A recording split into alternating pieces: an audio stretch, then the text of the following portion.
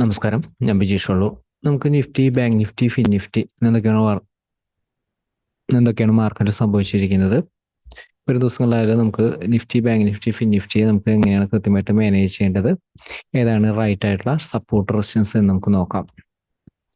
നമ്മൾ നിഫ്റ്റിയെ കുറിച്ച് നമ്മൾ സൂചിപ്പിച്ചിരുന്നത് നിഫ്റ്റി വലിയൊരു ഗ്യാപ്പ് അപ്പ് ഓപ്പണിംഗ് ആയിരുന്നു. ചെറിയ ടൈം ഫ്രെയിമിലെ ബൈയുടെ ഓപ്പർച്യൂണിറ്റി കിട്ടിയ യൂട്ടിലൈസ് ചെയ്യാനാണ് പറഞ്ഞിരുന്നത്.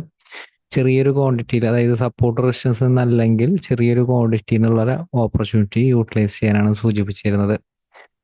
നിഫ്റ്റിയിലായാലും റൈറ്റ് ഒരു ഓപ്പർച്യൂണിറ്റി നമുക്കൊരു മോർണിംഗിൽ അത് കിട്ടിയിരുന്നില്ല. പക്ഷെ ഫിൻ നിഫ്റ്റി, ബാങ്ക് നിഫ്റ്റിനെ സംബന്ധിച്ചിടത്തോളം നോക്കിക്കഴിഞ്ഞാൽ വളരെ ക്ലിയർ ആയിട്ട് മനസ്സിലാവും.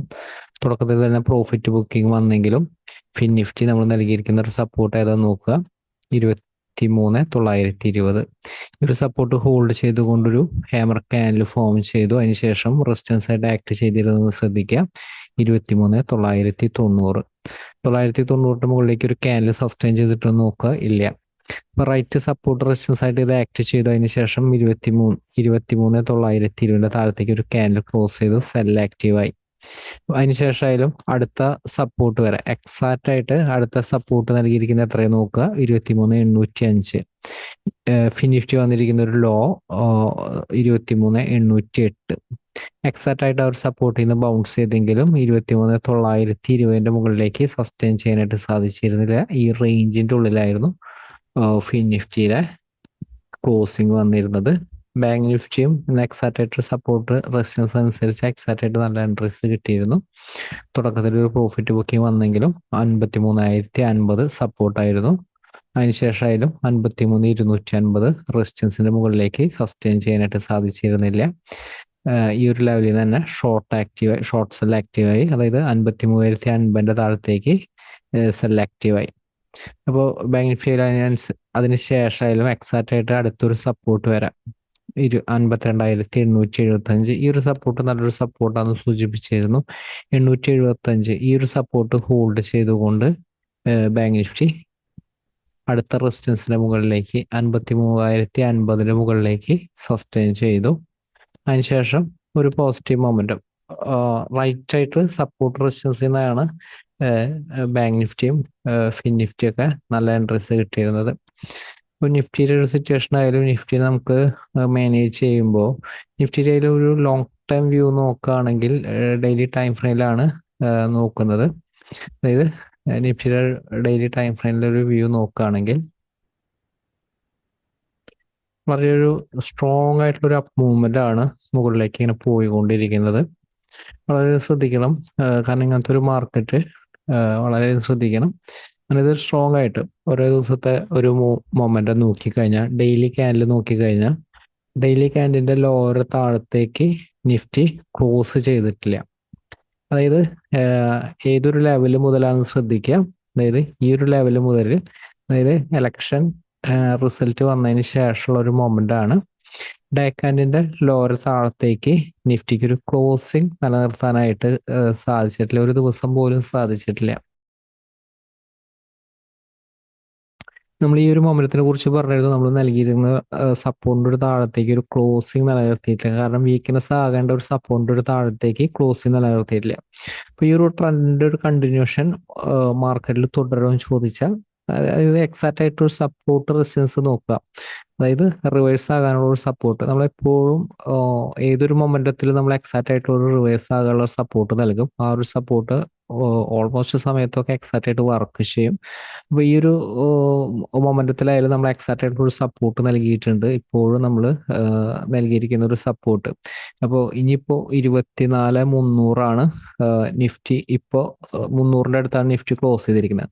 പക്ഷെ പ്രത്യേകം ശ്രദ്ധിക്കുക, 24,200 താഴത്തേക്ക് ക്ലോസ് നിലനിർത്തിയ 200 താഴത്തേക്ക് ഒരു ക്ലോസ് നിലനിർത്തിയ വീക്ക്നെസ് തുടങ്ങാൻ സാധ്യതയുണ്ട്, പ്രോഫിറ്റ് ബുക്കിംഗ് തുടങ്ങാനായിട്ടൊരു സാധ്യതയുണ്ട്. ശ്രദ്ധിക്കുക, കാരണം ഈ ഒരു ട്രെൻഡ് എൻ്റെ ഒരു സപ്പോർട്ട് ലോവർ ലെവലാണെന്ന് പറഞ്ഞ് മാനേജ് ചെയ്യാനായിട്ട് പറ്റില്ല. കാരണം ഈ ഒരു ട്രെൻഡ് സഡൻ ആയിട്ടുള്ള ഒരു ഫാൾ വരും ഇൻ കേസ് പ്രോഫിറ്റ് ബുക്കിംഗ് വന്നാൽ. അതായത് ഇപ്പൊ എത്ര ദിവസം എടുത്തിട്ടുള്ള ഒരു മൊമെന്റ് ആയാലും, ചിലപ്പോൾ ഒരു 4-5 ദിവസം എടുത്തുള്ള മൊമെന്റ് ആയാലും, ഒറ്റ ദിവസത്തെ സിംഗിൾ ക്യാൻഡിൽ കൊണ്ട് ചിലപ്പോൾ ആ ഒരു മൊമെന്റ് തന്നെ ബ്രേക്ക് ചെയ്ത് താഴത്തേക്ക് വരാനായിട്ട് സാധിക്കും. ഇവിടെ ശ്രദ്ധിക്കുക. കാരണം ഇങ്ങനത്തെ ഒരു മൊമെന്റ് ഒക്കെ സംഭവിക്കുമ്പോൾ എപ്പോഴും ശ്രദ്ധിക്കേണ്ട കാര്യം, ഇവിടെ നോക്കി കഴിഞ്ഞാൽ അറിയാം 2-3 ദിവസം അടുത്തുള്ള മൊമെന്റം സിംഗിൾ ഡേ കൊണ്ട് അവസാനിച്ചു.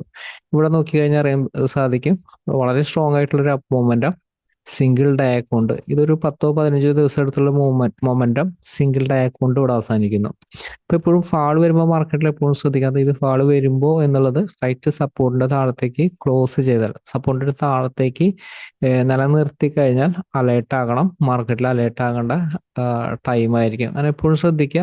എത്ര വലിയൊരു മൊമെന്റം മാർക്കറ്റിൽ മൂവ് ചെയ്താലും ചിലപ്പോൾ ഒരു 3-4 ദിവസം അടുത്തുള്ള മൊമെന്റം സിംഗിൾ ഡേ കൊണ്ട് ബ്രേക്ക് ചെയ്യാനായിട്ട് സാധിക്കും. ഇവിടെ നിങ്ങൾ ബാക്ക് ടെസ്റ്റ് ചെയ്ത് നോക്കിക്കഴിഞ്ഞാൽ നിങ്ങൾക്ക് കാണാനായിട്ട് സാധിക്കും. ഇത് 1 2 3 4 4 ദിവസം എടുത്തുള്ള ഒരു മൊമെന്റ് ആണ്. ഒറ്റ ദിവസം കൊണ്ട് സിംഗിൾ ഡേ കൊണ്ട് ആ ഒരു മൊമെന്റത്തിനെ വൈപ്പ് ഔട്ട് ചെയ്യാനായിട്ട്, ബ്രേക്ക് ചെയ്യാനായിട്ട് സാധിക്കും. അപ്പൊ എപ്പോഴും ഇങ്ങനത്തെ ഒരു മൊമെന്റം മാർക്കറ്റിൽ ഒരു സ്ട്രോങ് ആയിട്ടുള്ള ഒരു അപ്പ് മൂവ്മെന്റ് ആയാലും വളരെ ശ്രദ്ധിക്കണം. ട്രെൻഡിൽ നിലനിൽക്കാനായിട്ട് ശ്രദ്ധിക്കണം. ലോവർ ലെവല് ഡിപ്പിൽ ബൈ എന്ന് പറയുന്ന ഒരു കൺസെപ്റ്റ്, അത് ചില മാർക്കറ്റ് സിറ്റുവേഷനിലാണ് അത് വർക്ക് ചെയ്യുക. ഇത് പ്രോഫിറ്റ് ബുക്കിംഗ് വരാത്തൊരു മൊമെന്റ് ആണ്. പക്ഷെ 200 താഴത്തേക്ക് നിലനിർത്തി, 200 താഴെ 800 സപ്പോർട്ട് ഉണ്ട്. 800 സപ്പോർട്ട് എന്ന് പറഞ്ഞു കഴിഞ്ഞാൽ കുറച്ച് താഴെയാണ്, ഒരു 400 പോയിന്റ് ഡിഫറൻസ് ഉണ്ട്. അപ്പൊ ആ ഒരു സപ്പോർട്ട് നിലനിൽക്കുമോ എന്ന് പറയാനായിട്ട് സാധിക്കില്ല. 400 പോയിന്റ് താഴെ വന്ന് നിലനിൽക്കുന്നുണ്ടെങ്കിൽ നമുക്ക് ബൈ ഓപ്പർച്യൂണിറ്റി യൂട്ടിലൈസ് ചെയ്യാം. അതാണ് നമുക്കത് ചെയ്യാവുന്നത്. ചിലപ്പോൾ സഡൻ ആയിട്ട് അത് ബ്രേക്ക് ചെയ്ത് പോകാം. ഏതൊരു സപ്പോർട്ടിലാണ് നിലനിൽക്കാം എന്ന് പറയാനായിട്ട് സാധിക്കില്ല. സപ്പോർട്ടുകളുണ്ട്, റൈറ്റ് സപ്പോർട്ടുകളൊക്കെ അപ്ഡേറ്റ് ചെയ്യാം. പക്ഷെ മൊമെന്റം താഴത്തേക്ക് ഒരു പ്രോഫിറ്റ് ബുക്കിങ്ങിന്റെ ഒരു പ്രഷർ, ഇപ്പൊ മ്യൂച്വൽ ഫണ്ട് ആയാലും ഇൻസ്റ്റിറ്റ്യൂഷൻസിന്റെ ആയാലും ഹയർ ലെവലിൽ നിന്ന് സ്ട്രോങ് ആയിട്ട് ഒരു പ്രോഫിറ്റ് ബുക്കിംഗ് തുടർച്ചയായിട്ട് ചെയ്യാൻ തോന്നിക്കഴിഞ്ഞാൽ ഇത് വളരെ ഫാസ്റ്റ് ആയിട്ട് താഴത്തേക്ക് വരും. പക്ഷെ നമുക്ക് ട്രെൻഡിൽ നിൽക്കേണ്ടത് വളരെയധികം ഇമ്പോർട്ടൻ്റ് ആണ്. നമുക്ക് റൈറ്റ് ആയിട്ടുള്ള ഒരു ട്രേഡ് കിട്ടാനായിട്ട്, റൈറ്റ് ആയിട്ടുള്ള ഒരു ഓപ്പർച്യൂണിറ്റി കിട്ടാനായിട്ട് ട്രെൻഡിൽ നിൽക്കേണ്ടതാണ്. കറണ്ട് ട്രെൻഡ് പോസിറ്റീവ് ആണ്, പോസിറ്റീവിൽ തന്നെ നിലനിൽക്കണം. ഇപ്പോൾ കഴിഞ്ഞ ദിവസത്തെ ആയാലും മൊമെന്റ് ആയാലും കഴിഞ്ഞ ദിവസങ്ങളിലെ ഒരു മൊമെന്റ് ആയാലും നമുക്ക് റെസിസ്റ്റൻസ് നൽകിയിരുന്നു. അപ്പോൾ നമ്മൾ ഷോർട്ട് സെൽ ചെയ്യേണ്ട ഒരു ഏരിയ നമ്മൾ പറഞ്ഞായിരുന്നു, വലിയൊരു ഗ്യാപ്പ് അപ്പ് ആയിരുന്നു. അതായത് 180 താഴത്തേക്ക് വന്നാൽ മാത്രമാണ് ഷോർട്ട് സെൽ ആക്റ്റീവ് ആവുള്ളൂ. അപ്പോൾ അതുകൊണ്ട് അതൊരു സ്ട്രോങ് മൊമെന്റ് ആയിട്ട് ആക്ട് ചെയ്തു. എപ്പോഴും ശ്രദ്ധിക്കണം, പറയുന്ന ഒരു സപ്പോർട്ടിന്റെ താഴത്തേക്ക് സസ്റ്റെയിൻ ചെയ്താലാണ് അത് സെല്ലിലേക്ക് കൂടുതൽ ആക്റ്റീവ് ആകാം. ഹയർ ലെവലിലേക്ക് നമുക്ക് എത്രത്തോളം പോകാൻ പറ്റുമെന്ന് നമുക്ക് പറയാനായിട്ട് സാധിക്കില്ല. പക്ഷെ റൈറ്റ് ആയിട്ടുള്ള സപ്പോർട്ട് റെസിസ്റ്റൻസ് അനുസരിച്ച് മാനേജ് ചെയ്യുക, എങ്ങനെയാണ് ഇൻട്രാഡേയിൽ നമുക്കത് കൃത്യമായിട്ട് മാനേജ് ചെയ്യാനായിട്ട് സാധിക്കുള്ളൂ. അപ്പോൾ ഏതാണ് റൈറ്റ് ആയിട്ടുള്ള ഒരു സപ്പോർട്ട് റെസിസ്റ്റൻസ്, വരും ദിവസങ്ങളിൽ മാനേജ് ചെയ്യാനുള്ള റൈറ്റ് സപ്പോർട്ട് റെസിസ്റ്റൻസ് ഏതാണെന്ന് നമുക്ക് നോക്കാം. വരും ദിവസങ്ങളായാലും നിഫ്റ്റിനെ മാനേജ് ചെയ്യാനുള്ള റൈറ്റ് സപ്പോർട്ട് റെസിസ്റ്റൻസ് ഏതാന്ന് നോക്കുക. കൃത്യമായിട്ട് മാനേജ് ചെയ്യേണ്ട ഒരു പ്ലാനും കൂടി വളരെ ശ്രദ്ധിക്കുക. അപ്പോൾ നിഫ്റ്റി ഈ ഒരു ലെവലിൽ 24,290 ഞാൻ സപ്പോർട്ട് എടുത്തിരിക്കുന്നത്. 24,290 താഴെ ഒരു ക്യാനിൽ ക്ലോസ് ചെയ്താൽ ഷോർട്ട്സ് ആൻഡ് ഓപ്പർച്യൂണിറ്റി യൂട്ടിലൈസ് ചെയ്യാനാണ്. പക്ഷേ ബൈയുടെ ഓപ്പർച്യൂണിറ്റി 24,300 മുകളിലേക്ക് ഒരു ക്യാനിൽ ക്ലോസ് ചെയ്യണം. പ്രത്യേകം ശ്രദ്ധിക്കുക, 300 മുകളിലേക്ക് ക്യാനിൽ ക്ലോസ് ചെയ്താൽ ബൈയുടെ ഓപ്പർച്യൂണിറ്റി യൂട്ടിലൈസ് ചെയ്യാം. റെസിസ്റ്റൻസ് 24,330 റെസിസ്റ്റൻസ് ഉണ്ട്, 340 റെസിസ്റ്റൻസ് ഉണ്ട്. അപ്പോൾ റെസിസ്റ്റൻസ് തൊട്ടടുത്ത് നൽകുന്നുണ്ടെങ്കിൽ അത് റെസിസ്റ്റൻസ് ആയിട്ട് തന്നെ വർക്ക് ചെയ്യാൻ സാധ്യമായിട്ടുള്ള ഒരു സപ്പോർട്ട് റെസിസ്റ്റൻസിലാണ് നൽകുന്നത്. ഓപ്പൺ ചെയ്യുന്ന ഗ്യാപ്പ് അപ്പ് ഓപ്പണിംഗ് ആണ് ഈ രണ്ട് റേഞ്ചിന്റെ ഇടയിലാണെങ്കിൽ 330 താഴത്തേക്കാണ് ഷോർട്ട്സ് ആൻഡ് ഓപ്പർച്യൂണിറ്റി, 340 മുകളിലേക്ക് സസ്റ്റെയിൻ ചെയ്ത ബൈയുടെ opportunity. Stop loss 24,330. 370 higher level resistance വരുന്നത് 24,370. അപ്പോൾ ഓപ്പൺ ചെയ്യുന്ന പ്രത്യേകം ശ്രദ്ധിക്കുക, പറയുന്ന റെസിസ്റ്റൻസിന്റെ മുകളിലാണെങ്കിൽ ബൈക്കാണ് സാധ്യത കൂടുതൽ. ബൈയുടെ ഓപ്പർച്യൂണിറ്റി ചെറിയ ടൈം ഫ്രെയിലോ വലിയ ടൈം ഫ്രെയിലോ വന്നാൽ യൂട്ടിലൈസ് ചെയ്യാം. ഇവിടെ ഷോർട്ട്സ് ആൻഡ് ഓപ്പർച്യൂണിറ്റി 24,330 താഴെയാണ് ഷോർട്ട്സ് ആൻഡ് ഓപ്പർച്യൂണിറ്റി യൂട്ടിലൈസ് ചെയ്യേണ്ടത്. അതേപോലെ തന്നെ 24,290, 24,300 ആയിട്ട് ആക്ട് ചെയ്യാം. അപ്പം അതേപോലെ തന്നെ 24,240, 200 എന്ന 10 പോയിന്റ് ഡിഫറൻസിൽ ഇവിടെ ഇട്ടിരിക്കുന്നത് മാനേജ് ചെയ്യുന്ന രീതി ശ്രദ്ധിക്കുക. ഷോർട്ട്സ് ആൻഡ് ഓപ്പർച്യൂണിറ്റി 24,230 താഴെ ഒരു ക്യാനിൽ ക്ലോസ് ചെയ്താൽ സ്റ്റോപ്പ് ലോസ് 24,240. 240 മുകളിലേക്ക് ഒരു ക്യാൻഡിൽ ക്ലോസ് ചെയ്താൽ ബൈ ഓപ്പർച്യൂണിറ്റി യൂട്ടിലൈസ് ചെയ്യാം. 230 സപ്പോർട്ട്. അതേ ഷോർട്ട്സിൽ എപ്പോഴും 230 താഴത്തേക്കാണ് നിലനിർത്തേണ്ടത്. ഇൻ കേസ് ഓപ്പൺ ചെയ്യുന്ന ഗ്യാപ് ഡൗൺ ഓപ്പണിംഗ് ആണ് ഈ രണ്ട് റേഞ്ചിലാണ്. 240 മുകളിലേക്ക് സസ്റ്റെയിൻ ചെയ്താൽ ബൈ ഓപ്പർച്യൂണിറ്റി യൂട്ടിലൈസ് ചെയ്യാം. അടുത്ത റെസിസ്റ്റൻസ് വരെ എക്സ്പെക്ട് ചെയ്യാം.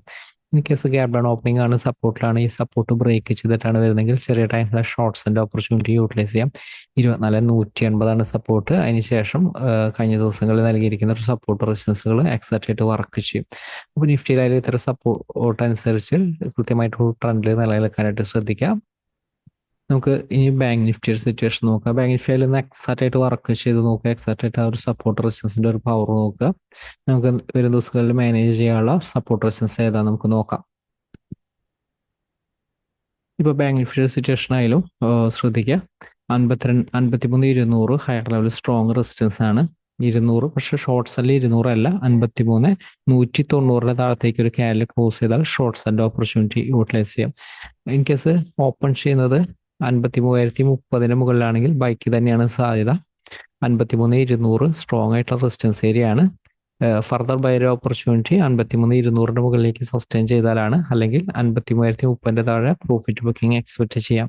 52,875 സപ്പോർട്ടാണ്. അതുപോലെ തന്നെ 52,830 സപ്പോർട്ടാണ്. ഈ ഒരു സപ്പോർട്ടൊക്കെ ഹോൾഡ് ചെയ്തുകൊണ്ട് ഇതിന്റെ മുകളിലേക്ക് സസ്റ്റെയിൻ ചെയ്താൽ കുറച്ചൊരു സ്ട്രോങ് ആണ്. അതിനുശേഷം 52,615 സപ്പോർട്ട് വരുന്നത്. ഓപ്പൺ ചെയ്യുന്ന ഗ്യാപ് ഡൗൺ ഓപ്പണിംഗ് ആണ്. ഈ സപ്പോർട്ടിന്റെ താഴെയാണെങ്കിൽ ചെറിയ ടൈം ഫ്ലാഷ് ഷോർട്ട്സിന്റെ ഓപ്പർച്യൂണിറ്റി യൂട്ടിലൈസ് ചെയ്യുക. ക്വിക്ക് ആയിട്ടുള്ള ഒരു ഫാൾ വരും. 52,615 സപ്പോർട്ട്. ലോവർ സപ്പോർട്ട് നമ്മൾ കഴിഞ്ഞ ദിവസങ്ങളിൽ നൽകിയിരിക്കുന്ന ഒരു സപ്പോർട്ടുകൾ മാനേജ് ചെയ്ത് കഴിഞ്ഞാൽ എക്സാക്റ്റ് ആയിട്ട് ട്രെൻഡിൽ നിലനിൽക്കാനായിട്ട് സാധിക്കും. ഫിനിഫ്റ്റിയുടെ സിറ്റുവേഷൻ നോക്കുക. ഫിനിഫ്റ്റിയിലും വളരെ റൈറ്റ് ആയിട്ടാണ് സപ്പോർട്ട് റെസിസ്റ്റൻസ് വർക്ക് ചെയ്തിരിക്കുന്നത്. പക്ഷെ വരും ദിവസങ്ങളിൽ നമുക്ക് ഫിനിഫ്റ്റിനെയും നമുക്കത് എങ്ങനെ മാനേജ് ചെയ്യാം, റൈറ്റ് സപ്പോർട്ട് ഏതാണ്. ഇപ്പോൾ ഫിനിഫ്റ്റിയുടെ സിറ്റുവേഷൻ ആണ് ആയാലും ലോവർ ലെവൽ സപ്പോർട്ടുകൾ എക്സാക്റ്റ് ആയിട്ട് വർക്ക് ചെയ്യും. 23,850, 880 റേഞ്ച്. ഇതിൻ്റെ ഉള്ളിലാണെങ്കിൽ ഈ റേഞ്ചിൽ നിന്ന് എങ്ങോട്ടെങ്കിലും ബ്രേക്ക് ചെയ്യാനായിട്ട് വെയിറ്റ് ചെയ്യുക. ഷോർട്ട്സ് ആൻഡ് ഓപ്പർച്യൂണിറ്റി 850 താഴെയാണ്. 850 താഴെയാണ് ഓപ്പൺ ചെയ്യുന്നത്. ചെറിയ ടൈമിലെ ഷോർട്ട്സ് ആൻഡ് ഓപ്പർച്യൂണിറ്റി യൂട്ടിലൈസ് ചെയ്യാം. 23,750 സപ്പോർട്ട്. 750 താഴത്തേക്ക് വന്ന ഇതിൻ്റെ മുകളിലേക്ക് സസ്റ്റെയിൻ ചെയ്താൽ ബൈർ ഓപ്പർച്യൂണിറ്റി യൂട്ടിലൈസ് ചെയ്യാം. ഓപ്പൺ ചെയ്യുന്നത് ഗ്യാപ്പ് അപ്പ് ഓപ്പണിംഗ് ആയിരുന്നാലും ഈ ഒരു റേഞ്ച് സ്ട്രോങ് റെസിസ്റ്റൻസ് ആണ്. 940 താഴെയാണെങ്കിൽ ഷോർട്ട് സെല്ല് തന്നെയാണ് സാധ്യത. വീണ്ടും 940 മുകളിലേക്ക് സസ്റ്റെയിൻ ചെയ്താൽ മാത്രമാണ് ബൈർ ഓപ്പർച്യൂണിറ്റി യൂട്ടിലൈസ് ചെയ്യേണ്ടത്. Nifty, bank Nifty, fin Nifty ഇത്തരം ഒരു ഫോളോ ചെയ്ത് എക്സാക്റ്റ് ആയിട്ടുള്ള ട്രെൻഡ് നിലനിൽക്കാൻ സാധിക്കും. മാർക്കറ്റിൽ വലിയ അവസരമായിട്ട് നമുക്ക് ഒരു ദിവസം അപ്ഡേറ്റിൽ വീണ്ടും കാണാം. Thank you.